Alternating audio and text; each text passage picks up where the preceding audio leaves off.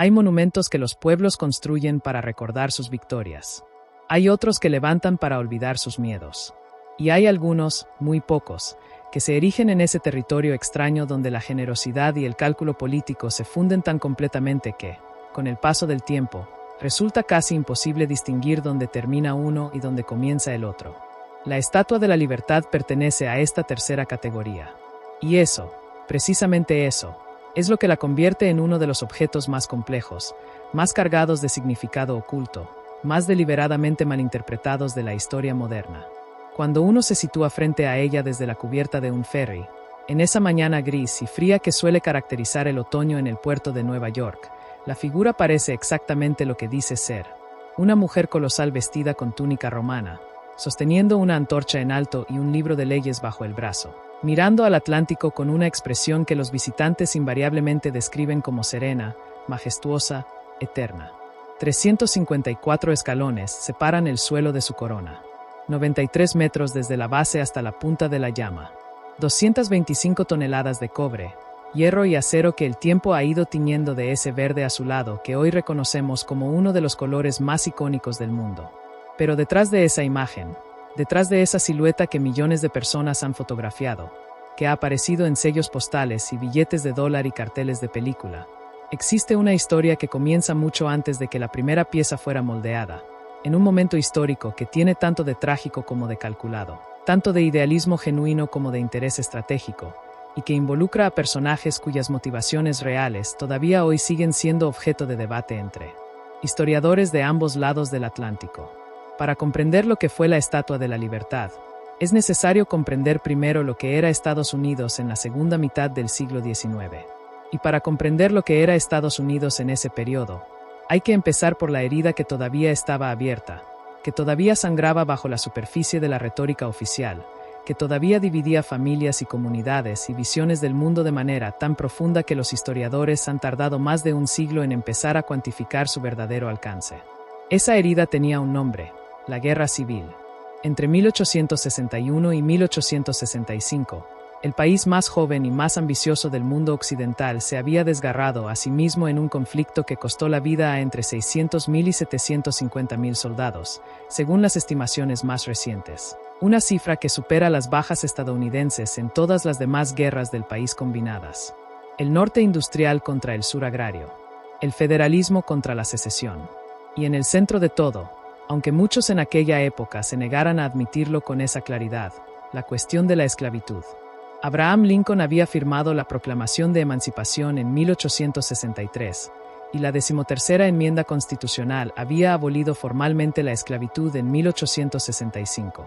Pero la historia, como cualquier historiador serio sabe, no funciona a través de documentos firmados.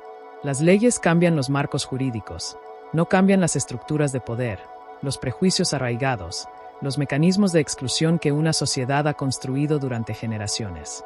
El periodo que siguió a la guerra, conocido como la Reconstrucción, fue un experimento social extraordinario y profundamente imperfecto en el que el gobierno federal intentó reintegrar a los estados del sur en la Unión, garantizar derechos civiles a los antiguos esclavos liberados y redefinir el contrato social de una nación que había nacido proclamando que todos los hombres eran iguales, pero que había tardado casi un siglo en empezar a tomarse esa proclamación en serio. Fue un periodo de violencia, de esperanza, de traición, de legislación progresista y de resistencia feroz. Y fue, en términos políticos, un periodo de una inestabilidad extraordinaria. Entre 1865 y 1886, año en que la Estatua de la Libertad fue inaugurada oficialmente, Estados Unidos tuvo 6 presidentes distintos. Algunos llegaron al cargo en circunstancias traumáticas, como Andrew Johnson, que asumió tras el asesinato de Lincoln, o Chester Arthur, que lo hizo tras el asesinato de James Garfield en 1881. El país estaba atravesando una de las transformaciones más veloces y más violentas de su historia. La industrialización avanzaba a una velocidad que las instituciones políticas y sociales apenas podían acompañar. Las ciudades del norte crecían a un ritmo vertiginoso, alimentadas por oleadas de inmigración europea que llegaban a los puertos del Atlántico en condiciones que hoy calificaríamos sin dudarlo de infrahumanas. Los ferrocarriles cruzaban el continente, creando fortunas enormes para unos pocos y condiciones laborales deplorables para muchos. Los movimientos sindicales comenzaban a organizarse. Las tensiones raciales en el sur se expresaban a través de organizaciones como el Ku Klux Klan, fundado en 1865, y a través de leyes de segregación que los historiadores conocen como las leyes Jim Crow, que convirtieron la libertad formal de los afroamericanos en una libertad enormemente restringida en la práctica. Era, en definitiva, un país que necesitaba un relato. Un país que necesitaba mirarse en algún espejo y encontrar en él no la imagen de lo que era, sino la imagen de lo que quería creer que era. Y fue precisamente en ese momento, en ese cruce particular entre la necesidad de un mito fundacional renovado y la habilidad política de un grupo de intelectuales franceses que tenían sus propias razones para querer construirlo, cuando nació la idea de la Estatua de la Libertad. El hombre al que la historia oficial atribuye la concepción de la estatua se llamaba Edouard de la Boulaye, y para entender por qué hizo lo que hizo, es necesario entender quién era y en qué momento histórico se encontraba cuando tuvo la idea. La Boulaye nació en París en 1811 en el seno de una familia de clase media ilustrada. Era jurista, político, académico, y sobre todo era un apasionado del modelo constitucional estadounidense, al que consideraba el experimento democrático más avanzado y más prometedor del mundo occidental. Había dedicado años al estudio de la historia política de Estados Unidos.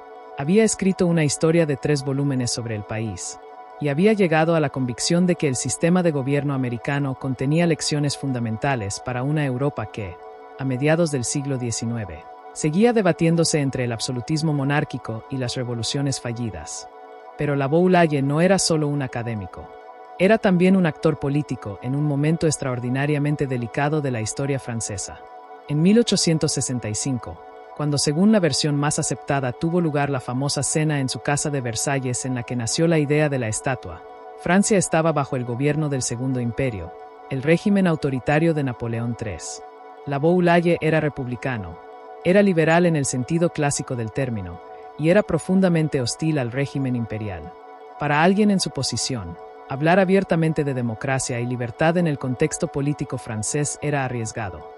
Pero hablar de democracia y libertad en el contexto de Estados Unidos, celebrar el modelo americano, proponer un gesto de amistad hacia la República Americana, era una manera de hacer política sin hacer política explícitamente, de enviar un mensaje al régimen imperial francés de manera oblicua, de recordar a los republicanos franceses cuál era el modelo al que aspiraban. En esa cena de 1865, entre los comensales se encontraba un joven escultor de Alsacia llamado Frédéric Auguste Bartholdi. Tenía 31 años, era ambicioso, era técnicamente brillante, y era también, aunque la historia oficial tiende a suavizar este aspecto, un hombre con una visión grandiosa de sí mismo y de su propio papel en la historia. Bartholdi escucharía esa noche la idea de la Boulaye con la intensidad particular de quien reconoce en una propuesta ajena el proyecto de toda una vida. La idea, tal como la Boulaye la esbozó en aquella conversación, era la de un regalo de amistad entre el pueblo francés y el pueblo americano, un monumento colosal que celebrara los valores compartidos de libertad y democracia que unían a las dos naciones, y que se erigiría en el territorio americano como símbolo de esa alianza histórica. La financiación vendría del pueblo francés, que sufragaría la figura. Los americanos, por su parte, serían responsables de construir el pedestal sobre el que descansaría. Era una idea hermosa. Era también, analizada con la distancia que da el tiempo, una idea profundamente política en sentidos que sus promotores no siempre estaban dispuestos a verbalizar públicamente. Porque la amistad entre Francia y Estados Unidos de la que hablaba la Boulaye no era una amistad entre dos naciones abstractas. Era una amistad entre dos tradiciones republicanas, entre dos maneras de entender la relación entre el ciudadano y el Estado, entre la libertad individual y la autoridad colectiva. Celebrarla públicamente, monumentalizarla, darle una forma física colosal que pudiera verse desde kilómetros de distancia, era un acto político de primera magnitud, tanto en el contexto francés como en el americano. Y aquí es donde la historia se complica, donde los hilos se cruzan de maneras que la narrativa oficial tiende a simplificar. Porque la Estatua de la Libertad no nació solo como un homenaje a la democracia americana o como una expresión de solidaridad entre las dos repúblicas del Atlántico. Nació también, y esto es algo que los historiadores han documentado con creciente detalle en las últimas décadas, como una respuesta a una crisis específica, como una intervención en un debate que estaba teniendo lugar en tiempo real sobre el significado de la libertad en América, y sobre a quién estaba destinada esa libertad. Laboulaye no era ajeno a la Guerra Civil Americana ni a lo que había venido después. Era un apasionado defensor de la causa abolicionista. Había seguido con enorme atención el debate que había desgarrado al país, y había llegado a la conclusión de que la verdadera prueba del experimento democrático americano no era si los Estados Unidos podían mantenerse unidos como nación, sino si podían cumplir la promesa contenida en su propia Declaración de Independencia. La promesa de que todos los hombres habían sido creados iguales. Todos, sin excepción, incluidos los 4 millones de afroamericanos que acababan de salir de la esclavitud y que se encontraban en 1865 en una situación de una precariedad extraordinaria, libres en teoría, pero sin tierra, sin educación, sin recursos, en un país que en muchos lugares seguía siendo profundamente hostil a su existencia como ciudadanos plenos. Hay documentos, cartas de Laboulaye conservadas en archivos parisinos y en la Biblioteca del Congreso de Washington, que dejan muy poca duda sobre su intención original. En una de ellas, fechada en 1865 y dirigida a un corresponsal americano cuyo nombre prefirió no mencionar, Laboulaye escribió con una claridad que sus herederos tardaron décadas en citar públicamente que el monumento que él imaginaba debía ser un recordatorio permanente de que la libertad es indivisible, de que no puede existir para unos y negarse a otros sin destruirse a sí misma en el proceso. Era, en otras palabras, un mensaje dirigido no solo a los europeos que miraban con admiración y con escepticismo el experimento americano, sino a los propios americanos, a quienes Laboulaye quería recordar cuál era la medida real de su democracia. Pero entre la intención de Laboulaye y el objeto que Bartholdi terminaría construyendo median 20 años de negociaciones, de compromisos, de ajustes políticos y económicos, de transformaciones en el contexto histórico en que el proyecto había nacido.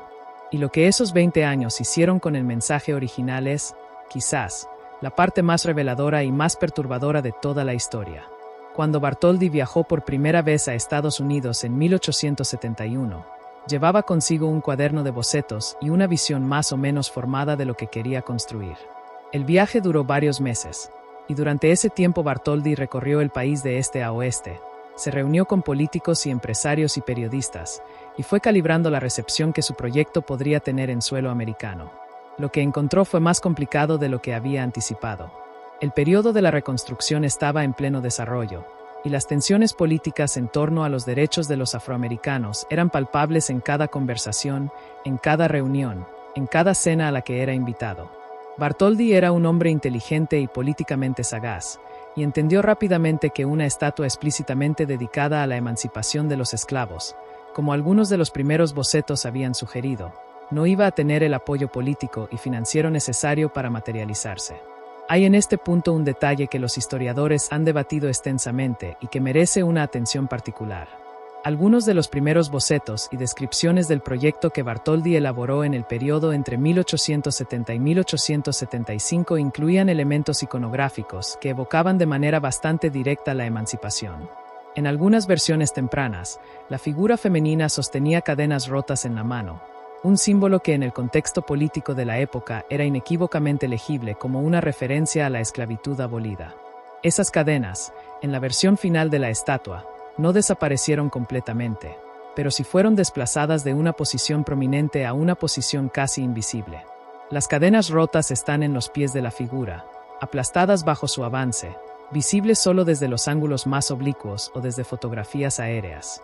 No están en la mano, donde habrían sido el elemento central de la composición. Están en el suelo, donde solo las ven quienes saben mirar, o quienes saben que tienen que buscarlas. Este desplazamiento, este gesto de situar el símbolo de la emancipación en el lugar menos visible de toda la escultura, es uno de los datos más citados cuando los historiadores modernos intentan analizar la diferencia entre el proyecto original y el objeto que finalmente se construyó. No es un dato que cambie la narrativa oficial de manera dramática, pero sí es un dato que la complica, que introduce en ella una dimensión de ambigüedad y de negociación política que la versión simplificada no incluye. Y esa complicación, ese reconocimiento de que incluso los gestos más nobles tienen una historia interna de compromiso y ajuste, es precisamente el tipo de análisis que distingue la historia como disciplina de la historia como mitología. El ingeniero que hizo posible que la estatua se sostuviera en pie se llamaba Gustave Eiffel, y aunque su nombre es hoy inseparable de la torre que construyó en París en 1889, Su contribución a la Estatua de la Libertad fue igualmente revolucionaria desde el punto de vista técnico. El problema que Eiffel tuvo que resolver era uno de los más complejos de la ingeniería estructural del siglo XIX. Cómo hacer que una estructura de cobre de más de 40 metros de altura pudiera resistir los vientos del puerto de Nueva York, los cambios de temperatura que hacían que el metal se expandiera y contrajera varios centímetros a lo largo del año, y el peso de sus propias dimensiones, sin que hubiera precedente histórico de nada comparable en escala. La solución que diseñó fue, en términos técnicos, una anticipación de principios estructurales que se convertirían en la base de la arquitectura del siglo XX. En lugar de construir un armazón rígido que sostuviera el cobre desde dentro, Eiffel diseñó un sistema de tirantes y rótulas que permitía al cobre moverse de manera independiente del esqueleto interior, flexionarse con el viento y expandirse con el calor sin comprometer la integridad estructural del conjunto. Era, en cierto sentido, el mismo principio que aplicaría 4 años después en su torre parisina, y que transformaría para siempre la manera en que los ingenieros concebían las estructuras de gran altura. La financiación del proyecto fue, en ambos lados del Atlántico, una historia de dificultades, de plazos incumplidos, de campañas de recaudación que tardaron mucho más de lo previsto en alcanzar sus objetivos. En Francia, el Comité Franco-Americano de Unión, presidido por Lavoulaye, organizó eventos, lotería, venta de pequeños modelos en miniatura de la estatua, y diversas actividades de recaudación que lograron reunir los fondos necesarios para la figura, aunque no sin esfuerzo y no sin que los plazos se extendieran repetidamente. En Estados Unidos, la situación fue si cabe más complicada. El pedestal era responsabilidad americana, y el Congreso de los Estados Unidos rechazó en varias ocasiones los proyectos de ley que habrían asignado fondos federales a su construcción. Los estados del sur, en particular, mostraron una resistencia notable a contribuir a un monumento cuya simbología original estaban perfectamente en condiciones de leer. Fue en este contexto de dificultades financieras en el lado americano donde entró en escena un personaje cuya contribución a la Estatua de la Libertad es, en términos históricos, tan importante como la de Bartholdi o Lavoulaye, aunque hoy sea considerablemente menos celebrada. Joseph Pulitzer, el periodista y magnate de la prensa que emigró de Hungría a los Estados Unidos y que fundaría los premios que llevan su nombre, lanzó en 1885 una campaña en las páginas de su periódico, The New York World, que se convertiría en uno de los primeros ejemplos documentados de lo que hoy llamaríamos una campaña de financiación colectiva. Pulitzer publicó los nombres de todos y cada uno de los donantes, sin importar cuánto hubieran aportado, desde el empresario que enviaba $100 hasta el niño de escuela que mandaba unas pocas monedas. La campaña fue un éxito extraordinario. En menos de 6 meses, más de 120,000 personas habían contribuido, y los fondos necesarios para el pedestal estaban reunidos. Era una demostración de que la Estatua de la Libertad, al menos en su fase final de construcción, era verdaderamente un proyecto popular, sostenido no por los grandes intereses políticos o económicos, sino por la suma de millones de actos individuales de fe en una idea. Pero la inauguración, cuando finalmente tuvo lugar el 28 de octubre de 1886, no fue el acto de celebración democrática que esa historia popular habría sugerido.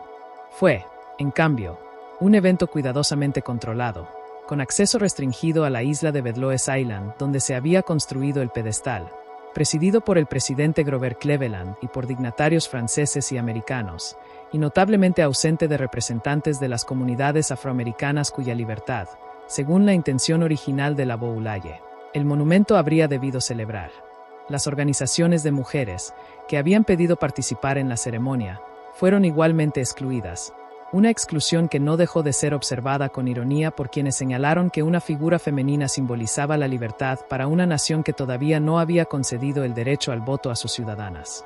El periódico Ida B. Wells, la periodista y activista afroamericana que se convertiría en una de las voces más importantes de la lucha por los derechos civiles, escribió en esos días palabras que hoy suenan con una vigencia perturbadora.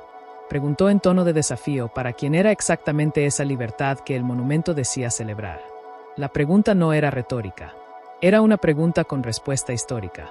En 1886, en el momento de la inauguración de la Estatua de la Libertad, las leyes Jim Crow estaban plenamente en vigor en los estados del sur. Los linchamientos de afroamericanos, documentados por la propia Ida B. Wells en sus investigaciones periodísticas, ocurrían con una frecuencia espeluznante. El periodo de la reconstrucción había terminado efectivamente en 1877 con el Compromiso de Hayes, un acuerdo político que retiró las tropas federales del sur a cambio de la presidencia de Rutherford Hayes, dejando a los afroamericanos del sur sin la protección federal, que era la única garantía real de sus derechos constitucionales. Y los inmigrantes que llegaban al puerto de Nueva York y que verían la estatua como el primer símbolo de su nueva patria eran en su inmensa mayoría ciudadanos europeos blancos, cuya experiencia de la libertad americana, aunque con frecuencia dura y llena de discriminación, era radicalmente diferente de la de quienes habían llegado a América no en barcos de emigrantes, sino en barcos de esclavos. En los años que siguieron a la inauguración, la Estatua de la Libertad fue adquiriendo progresivamente el significado que hoy le atribuimos, y ese proceso de construcción del significado es en sí mismo una historia fascinante que revela cómo los monumentos no tienen un sentido fijo, sino que son redefinidos continuamente por los contextos históricos en que se los invoca. La figura más importante en esa construcción de significado fue Emma Lazarus, una poeta americana de origen judío sefardí cuyo poema El Nuevo Coloso, escrito en 1883 para contribuir a la recaudación de fondos para el pedestal, terminaría siendo grabado en una placa en la base de la estatua en 1903, convirtiéndose en el texto que ha definido la imagen popular del monumento para generaciones de americanos y de personas de todo el mundo. Los versos más conocidos del poema, aquellos en los que la estatua habla en primera persona y dice «Dadme vuestras masas cansadas y pobres, ansiosas de respirar libres», son hoy tan inseparables de la imagen de la estatua que la mayoría de la gente que los cita no sabe que fueron escritos 17 años después de que el monumento fuera concebido, y que no fueron añadidos al pedestal hasta 17 años después de la inauguración. El poema no describe la intención original de los creadores de la estatua. Describe una interpretación posterior, una relectura que transformó el monumento de símbolo de amistad entre dos repúblicas en símbolo de acogida universal a los emigrantes del mundo entero. Y esa transformación, esa apropiación popular del significado del monumento, es quizás la parte más poderosa y más democrática de toda su historia. La Primera Guerra Mundial cambió la relación de los americanos con la estatua de una manera que los historiadores han estudiado extensamente. El monumento, que había sido administrado desde su inauguración por el Departamento de Guerra, fue utilizado como imagen central de las campañas de reclutamiento y de los bonos de guerra, convirtiéndose en sinónimo de la idea de que defender a Estados Unidos significaba defender la libertad en un sentido universal. Fueron años en los que la estatua pasó de ser un regalo diplomático, un objeto de admiración estética y turística, a ser un símbolo movilizador, una imagen de guerra en el sentido más técnico del término. Las consecuencias de esa transformación sobre la percepción pública del monumento fueron profundas y duraderas. Pero fue quizás durante la Segunda Guerra Mundial cuando la estatua adquirió la dimensión simbólica más intensa y más compleja de toda su historia. En los años entre 1942 y 1945, la luz de la antorcha fue apagada por razones de seguridad militar, y la estatua permaneció en la oscuridad sobre el puerto de Nueva York. Ese detalle, que en términos prácticos era una medida de precaución razonable en el contexto de una guerra en la que los submarinos alemanes operaban en las aguas del Atlántico, tenía una dimensión simbólica que no escapó a los contemporáneos. La antorcha de la libertad apagada en tiempos de guerra, el faro que ya no guiaba a los que llegaban de lejos, era una imagen que resumía las contradicciones profundas de una democracia en guerra, de una nación que combatía el totalitarismo en Europa mientras mantenía la segregación racial en casa, que enviaba a los soldados afroamericanos a morir en defensa de libertades que en su propio país se les negaban. Esas contradicciones no invalidaban el esfuerzo de guerra, pero tampoco podían ser ignoradas, y la estatua en la oscuridad era, para quienes querían verlo, un símbolo inadvertido y perfecto de esa tensión. Los años siguientes a la Segunda Guerra Mundial fueron los años en que la Estatua de la Libertad se convirtió definitivamente en el símbolo global que es hoy. La Guerra Fría dotó al monumento de una nueva capa de significado político, convirtiéndolo en el contrapunto visual del telón de acero, en la imagen que resumía la diferencia entre los sistemas políticos que se enfrentaban en esa larga confrontación que estructuró la segunda mitad del siglo XX. Las emisoras de radio que emitían hacia los países del bloque soviético usaban la imagen de la estatua como símbolo de lo que la libertad podría significar para las personas que vivían bajo sistemas que la negaban.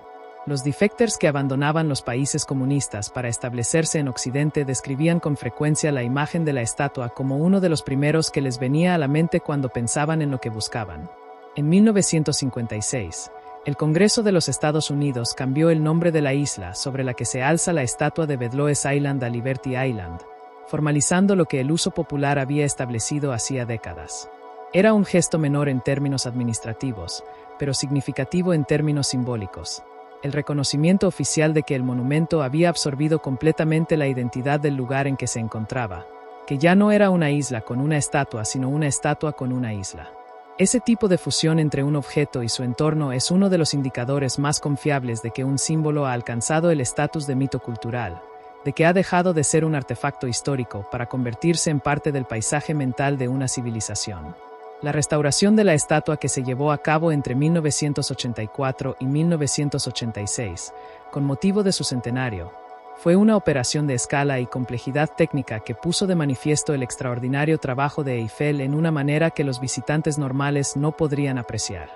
Cuando los restauradores accedieron al interior de la estructura por primera vez en décadas, encontraron que el armazón de hierro diseñado por Eiffel había sufrido daños significativos a causa de la corrosión galvánica, el proceso químico que ocurre cuando dos metales distintos están en contacto en presencia de agua, y que había ido deteriorando silenciosamente el esqueleto interior, mientras el exterior de cobre seguía presentando su imponente fachada verde al mundo. La restauración requirió el reemplazo de más de un tercio de los tirantes originales y la introducción de materiales modernos que pudieran resistir la corrosión sin alterar la apariencia exterior del monumento. Fue, en términos simbólicos, una imagen casi demasiado perfecta de lo que frecuentemente ocurre con los símbolos nacionales. La estructura interior se deteriora mientras la fachada permanece intacta, y solo cuando alguien se atreve a mirar adentro se descubre la magnitud del trabajo de mantenimiento que la apariencia exterior no sugería. El 11 de septiembre de 2001 añadió a la historia de la estatua un capítulo que todavía no ha terminado de ser escrito. La isla fue cerrada al público ese día, y permaneció cerrada durante más de 3 años. La corona, que había sido inaccesible desde 1916, cuando una explosión de municiones en la cercana Black Tom Island había dañado el brazo de la antorcha y cuya visita había sido suspendida por razones de seguridad tras el 11 de septiembre, no volvió a abrirse a los visitantes hasta 2009. La plataforma de observación del pedestal reabrió antes, pero la corona permaneció simbólicamente clausurada durante casi una década, un periodo durante el cual la estatua siguió siendo visitada por millones de personas que podían acceder al pedestal pero no a la cabeza del monumento, que podían estar dentro de la libertad pero no en su punto más alto. Es una imagen que los historiadores de las próximas décadas analizarán probablemente con la misma atención que nosotros dedicamos hoy a la antorcha apagada durante la Segunda Guerra Mundial. En 2012, el huracán Sandy causó daños significativos en las infraestructuras de Liberty Island, aunque la estatua en sí resultó físicamente ilesa. La isla permaneció cerrada durante más de un año mientras se restauraban las instalaciones portuarias y los edificios de servicio. Fue otra interrupción en la narrativa continua de accesibilidad que el monumento encarna, otro recordatorio de que incluso los símbolos más poderosos existen en el mundo físico, que están sujetos a las fuerzas de la naturaleza y del tiempo de la misma manera que cualquier otra construcción humana. Hoy, en el tercer decenio del siglo XXI, la Estatua de la Libertad recibe aproximadamente 3 millones de visitantes al año. Es administrada por el Servicio Nacional de Parques del Gobierno Federal y es reconocida como Patrimonio de la Humanidad por la UNESCO desde 1984. Su imagen aparece en el reverso de la moneda de 10 centavos de dólar de las emisiones especiales, en sellos postales de decenas de países, en películas y series de televisión que la han usado como telón de fondo para escenas que van desde la más solemne celebración hasta la más apocalíptica destrucción. Ha sido reproducida en tamaño reducido en Las Vegas, en París, en Tokio, en docenas de ciudades del mundo que han querido apropiarse de su iconografía sin necesariamente suscribir su historia particular. Y sin embargo, cuanto más se mira, cuanto más se sabe sobre su origen y sobre la distancia que separa ese origen de lo que el monumento terminó siendo, más difícil resulta contemplarla con la simplicidad que su silueta parece invocar. Porque la Estatua de la Libertad es, en última instancia, no solo un monumento a la libertad, sino un monumento a la complejidad de la libertad, a su historicidad, a su capacidad de significar cosas diferentes para personas diferentes en momentos diferentes, a su resistencia a ser fijada en una definición única que resuelva todas las tensiones que contiene. Está el idealismo genuino de la Boulaye, que creyó de verdad en la promesa democrática americana y quiso contribuir a su realización. Están los compromisos políticos de Bartholdi, que transformó ese idealismo en un objeto físico sin dejar de negociar con las realidades del poder y el dinero. Está la genialidad técnica de Eiffel, que hizo posible que el objeto sobreviviera el paso del tiempo. Están las cadenas en los pies, visibles solo para quienes las buscan. Están los versos de Emma Lazarus, escritos años después y añadidos aún más tarde, que redefinieron el significado del monumento para millones de personas que nunca sabrían que no formaban parte del plan original. Están los inmigrantes que la vieron desde la cubierta de los barcos y lloraron de esperanza. Están los afroamericanos que en 1886 no fueron invitados a la ceremonia de inauguración de un monumento que, según su creador original, había sido pensado también para ellos. Están los soldados que murieron bajo su sombra simbólica en guerras que ella iluminó con su antorcha. Están los millones de turistas que la fotografían hoy sin saber ninguna de estas cosas, que la ven exactamente como lo que parece, una figura enorme y verde en el puerto de una ciudad enorme, sosteniendo una luz que lleva encendida, con interrupciones, desde hace más de 130 años. Hay monumentos que los pueblos construyen para recordar sus victorias. Hay otros que levantan para olvidar sus miedos. Y hay algunos, muy pocos, que se erigen en ese territorio extraño donde todas esas intenciones se superponen, donde la generosidad y el cálculo, el idealismo y el compromiso, la promesa y su incumplimiento parcial coexisten en una misma forma de cobre verde que el tiempo ha vuelto casi natural, casi inevitable, como si siempre hubiera estado ahí y siempre fuera a seguir estando. Esos son los monumentos que nos dicen algo verdadero sobre nosotros mismos, no porque sean perfectos, sino precisamente porque no lo son. La Estatua de la Libertad fue un regalo de Francia a Estados Unidos en 1886. Eso es lo que dice la placa. Lo demás es historia. Y la historia, como cualquier historiador serio sabe, nunca termina del todo de contarse.